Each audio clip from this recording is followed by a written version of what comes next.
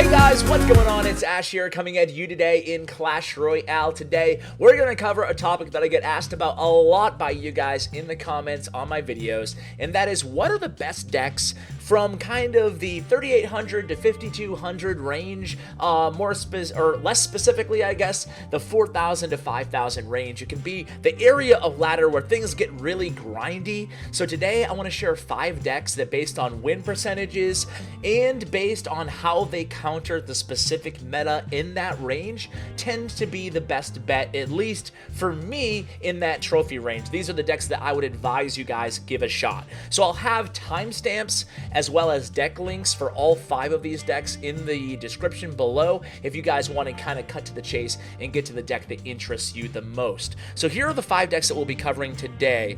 LavaLoon is good right now in the meta. I think it's even better on ladder with the pump in the deck.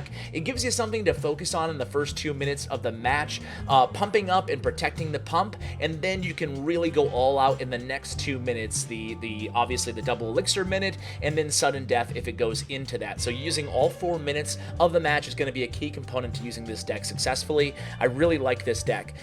Deck number 4 is going to be the Hog Cycle Deck 2.9, a little bit more expensive. We have the Knight in the deck instead of Ice Golem, and we also have the Tesla instead of what traditionally would be the Cannon. I think the Tesla is the strongest defensive card in the game right now, so I'm not afraid to say it, and I'm not afraid to use it. This is my favorite Hog deck right now for ladder. Number 3 is going to be this deck I hate the most, but I have to show it to you guys because it's really effective too. It's the Hog Mortar deck. It has Ice Golem, it has Minion Horde, has Rocket Zap, and the Spear and Goblin Gang.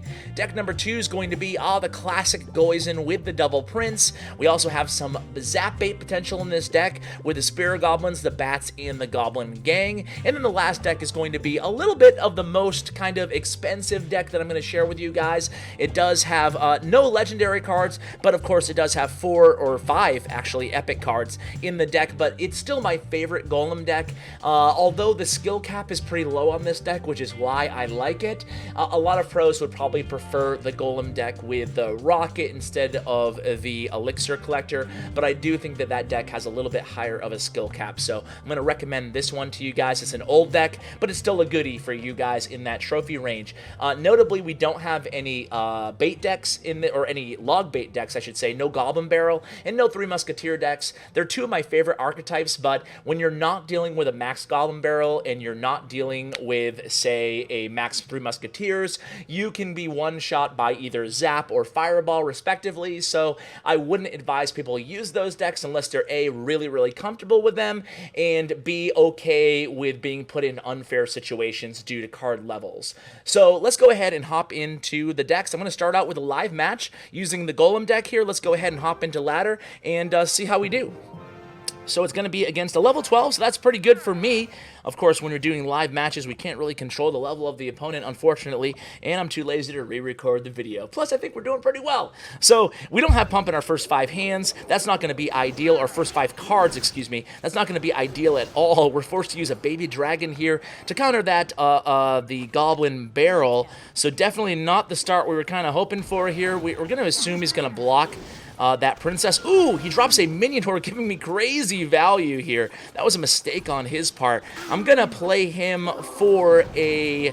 Oh, and he uses his log. I think he has a rocket. We'll go ahead and pump up now. He uses Zap. We have a huge elixir lead, guys. We are looking really, really good in this match. I'm going to go ahead and aggressively drop a Golem here in the first minute of the match. It's okay if he goes ahead and attacks with a Goblin Barrel. He opts to go ahead and use a Fireball there.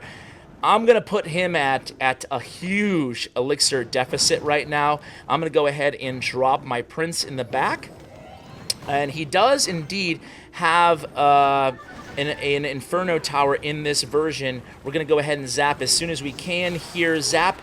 In effect, we need to get that... Okay, perfect. We need to get that down immediately, the Inferno Tower, so that our baby dragon would stay alive for that Minion Horde. Objective complete, and we get the left tower down. So that's exactly how... You can kind of see, if you look back at this match, guys, that my opponent there really was super aggressive early on, just, you know, with the zaps and the extra spells, and you could tell that we had a pretty decent elixir advantage. Oh, look at me, I'm not paying attention.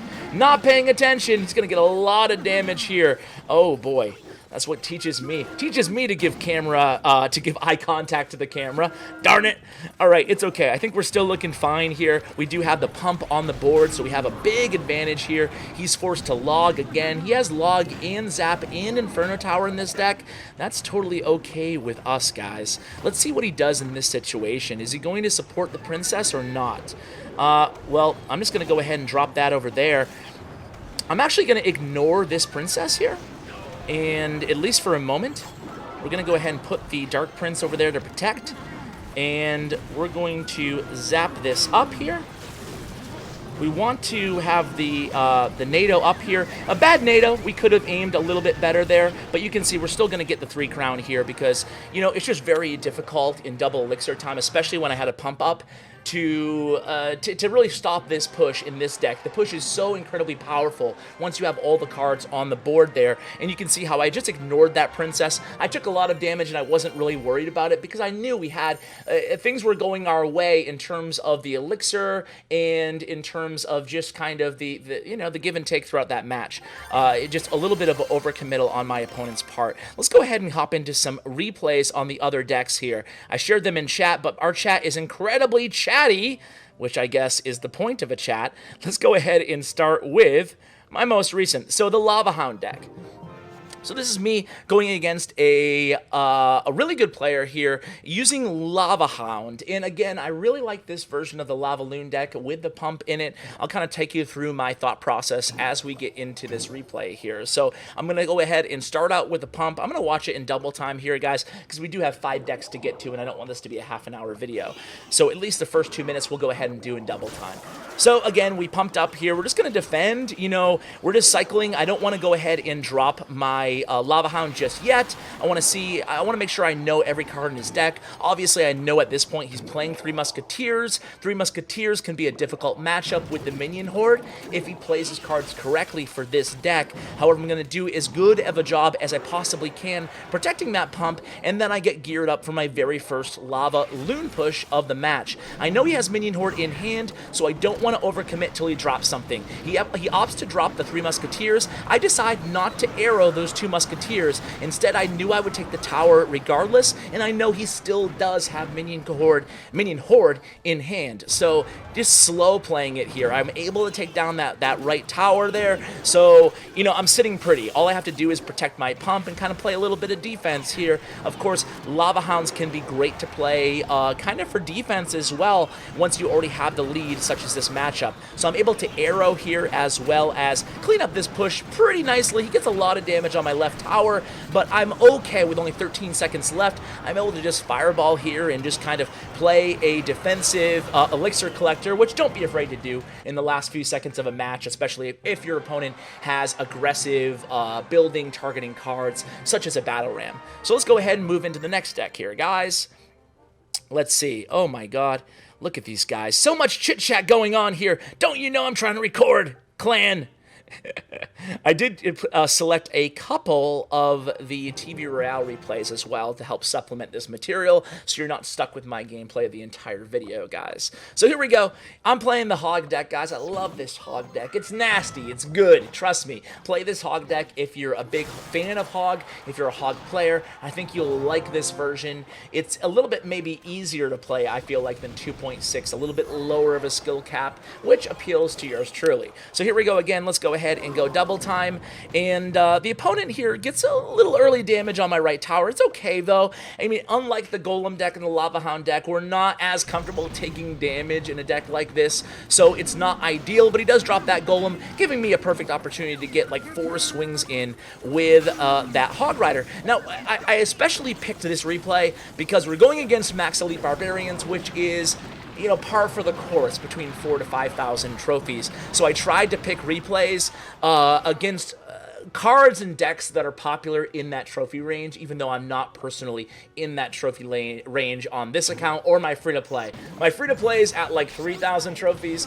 This account's at like 5,200 trophies, so I couldn't get that perfect kind of, you know, gameplay in that range, so I tried to pick decks that I see a lot in that range. Anyway, we're able to take down his right tower and defend against those elite barbarians, which honestly took me by surprise. Tesla does so well against elite barbarians, and all we have to really do is kite here, cycle to more Teslas because Teslas are so powerful, and we're looking pretty good. We have Knight 2, Knight Archers Tesla, a great combination against elite barbarians. This deck does really well against both over-leveled elite barbarians, even if you're not max, and against Royal Giant. So this deck's going to suit you very, very well in that trophy range. Let's go ahead and show the other two decks, which I picked out, again, from TV Royale. Let's see. Let's start with this one here. This is two top 20 players at the top of their game going head-to-head, and we're going to be focusing on the deck on the bottom. I'm not sure who's on that Sandstorm account. Either way, it's a really good player, suffice it to say, being top 20. Let's go ahead and go double time here.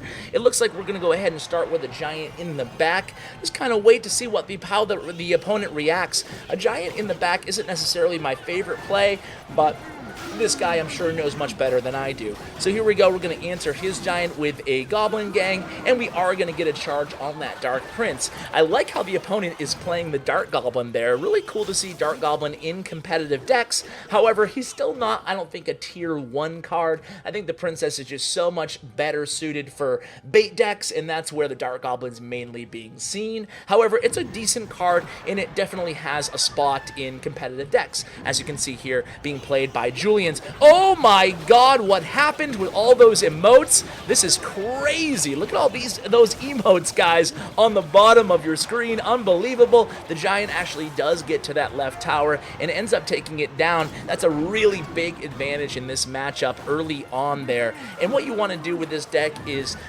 pacing is very important with this deck. You don't want to be too aggressive, especially in the first 2 minutes. You can make a big mistake by overcommitting on offense, not leaving yourself enough elixir on defense. Really, that's the biggest key that I can give you guys about this deck. You want to make sure you identify which small spell is in your opponent's deck. It's going to be a key component to the bait elements of this deck. We can do a more in-depth guide to this deck or any of the decks that you see in today's video if you guys kind of want to get into the nitty-gritty on how to have success with them. Today's meant to be kind of a brief overview of the 5 decks so you guys can take them and hopefully have immediate success in that trophy range. So let's go ahead and cover the 5th and final deck, guys. Remember, again, all of the decks will be linked in the description below. Let's go ahead and watch this one. This is the one that I hate, guys. It's just so difficult. The Hog Rider and the Mortar, it can be relentless. This is probably, out of all the decks that I'm going to be sharing today, probably the most aggressive of the decks. So if you're an aggressive player, go ahead and give this one a shot, guys.